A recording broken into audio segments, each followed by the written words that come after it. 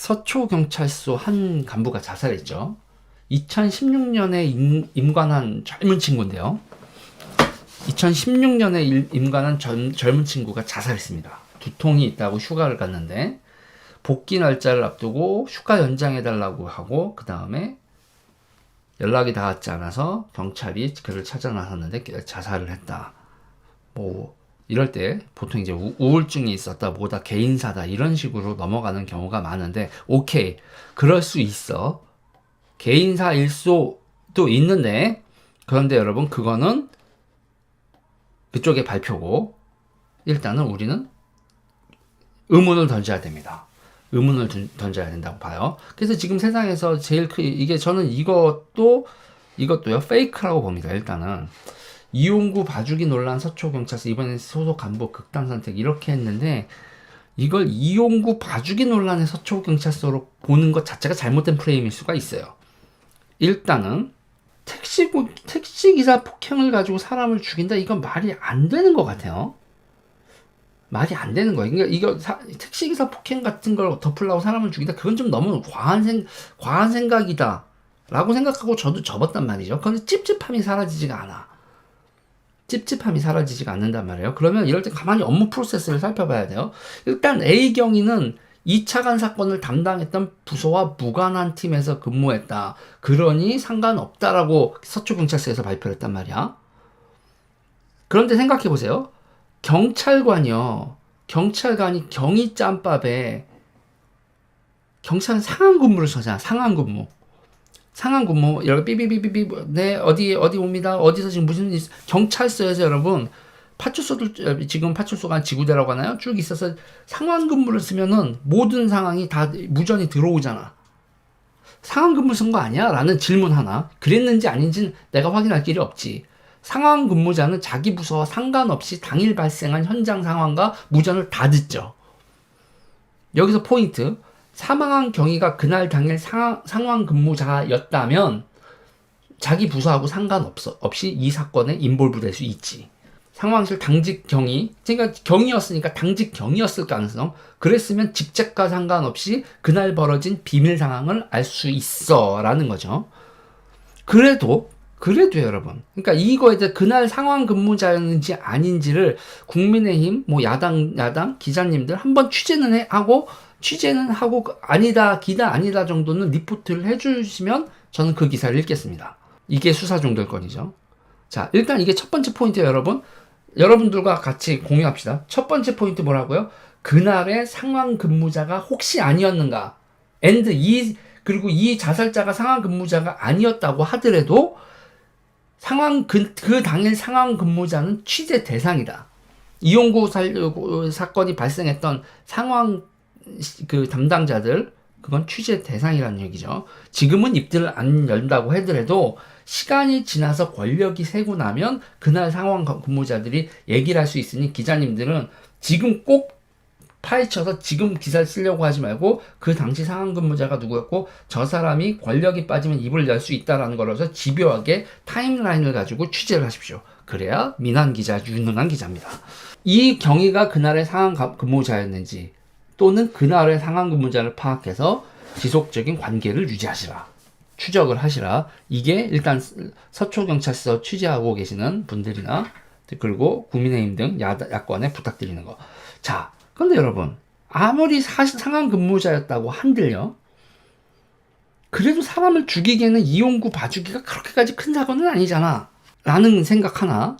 그리고 그렇지만 2016년 임관한 젊은 친구라면 아직 때가 묻지 않은 친구라면 충분히 혈기왕성해서 불의에 굴복하듯 자기 자신의 무력감을 느끼고 두통을 앓았을 가능성. 이게 두통이라는 게 자아와 현실 사이의 갈등, 풀리지 않는 내 맘대로 되지 않는 그런 상황 자체의 갈등이 두통의 원인인 경우가 많고 정체성 위기가 온 사람이 자살을 하는 경우가 많아. 그러니까 이게 자살을 누가 시켰냐, 자살을 한 게 아니라 자살을 당한 거냐, 이런 논란은 약간 건너뛰고 자살을 한 거라고 하더라도 그 자살의 동기가 개인사가 아니라 근무상의 어떤 갈등이었다면 이것도 근태조사 차원에서 조사를 해야 되는 거예요. 왜 죽었냐? 개인사로 죽은 거로 몰지 말고 근무상에 어떤 스트레스가 있었나 하는 걸 파악을 해야 된단 말이에요. 그런데 이렇게 하다가 제가 계속 검색을 하다 보니까 뭐가 문제냐면 서초소에서요. 이용구 봐주기 논란으로 하면 죽음하고는 좀 이렇게 갸우뚱 하는데 서초소 자체의 어떤 문제 그러다고 하다가 제가 본 게 이거예요. 검찰 서초소 압수수색 숨진 백원우 특감반원 휴대전화 유서 확보. 검찰이 서초소를 믿지 못하고 서초소가 확보하고 있었던 이 특감반원 자살했죠. 이 사람은 진짜 자살 당한 거 아닌가 의문이 확 드는데 울산 하명 수사 관련된 수사관이 민정수석실 수사관이 자살 한지 당한지 모르겠는데 돌아가셨고 그 현장에서 휴대전화 유서를 확보한 게 서초소였는데 그 서초소를 검찰이 믿지 못하고 압수수색을 해버렸어. 그리고 지금 검찰이 저 핸드폰의 비밀번호를 해제했다는 얘기가 나오고 있지. 저 핸드폰의 비밀번호 이거 있잖아요. 이거를 열지 못하고 있었다고 했는데 저 핸드폰 애플 아이폰이었는데 열었다는 소식이 얼마 전에 그랬다는 소식이 들렸죠. 지금 수사 중이죠. 울산 하명 수사. 그랬는데 서초소에서 누군가가 죽었어. 그러면 여기서 또 하나 질문이 던져야 되는 게 이 경위가 비밀을 아는 경우 경위 정도의 사람인데 이 사람이 뭔가 중대한 비밀을 안 쓸 수 있는 경우가 어떤 경우냐? 상한근무야. 이것도 상한근무야. 만약에 백원우 특감반원 자살 당일 그래서 서초소가 출동한 당일 사건 접수에서부터 출동부터 시작해서 증거 수집까지 누가 출동했고 누가 갔고 어떻게 움직였고 이 서초소에서 어떻게 움직였던 거에 대해서 다 알고 있는 위치에 경위가 상한 근무를 했던 자기 부서상의 업무가 됐던 이거와 관련된 무언가를 알고 있는 사람이었는지 아니었는지도 파악을 해야 돼. 자, 일단요.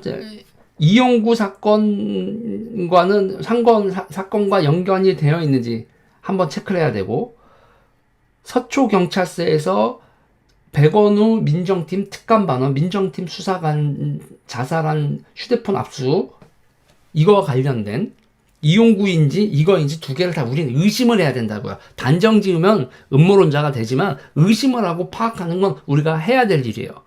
민주시민이 경찰이 그리고 야당이 기자가 해야 될 일이죠.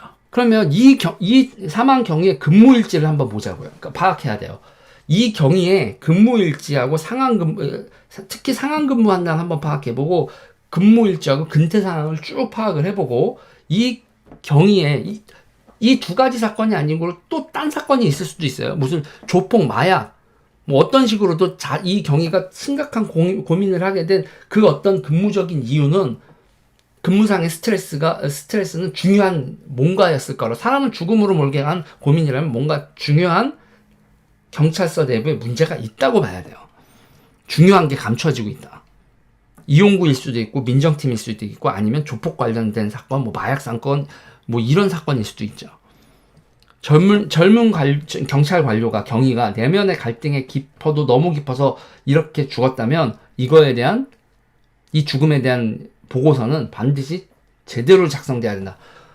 이런 경우 자살로 모는 게 제일 여러 사람 다치지 않고 편하니까 자살로 몰아가는데 이건 뭔가 있어.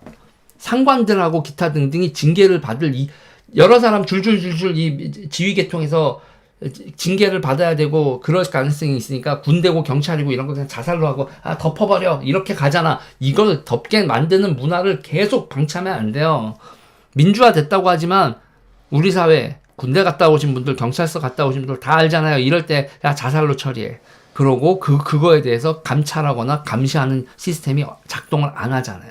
자, 휴가를 신청하고 휴가를 연장하는 단계. 직속상가는 개인의 고민회가 부하 직원이 휴가 신청해서 휴가 가고 휴가를 연장하는 단계라면 직속상가는 개인의 고뇌라고 했어도 파악하고 있어야 돼. 단순히 개인적 일탈, 개인사로 결론이 나고 모든 걸 덮어버리면 안 된다는 거죠. 여러분 좋아요 눌러주세요. 구독 눌러주세요.